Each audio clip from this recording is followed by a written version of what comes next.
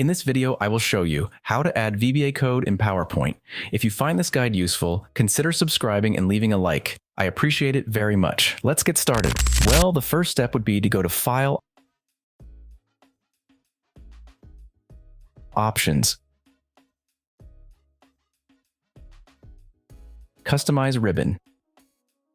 And here, we must make sure that we have checked the developer box.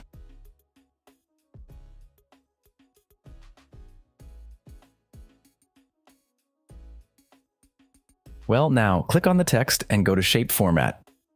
Selection Page, File, Save As, and give it a name. And here, important in format, you must put macro enabled. Then click on Save. Well, now click on Visual Basic. Click on Insert Module and copy the following code. I will leave it in the description. Then click on File, Save, and click here. Run.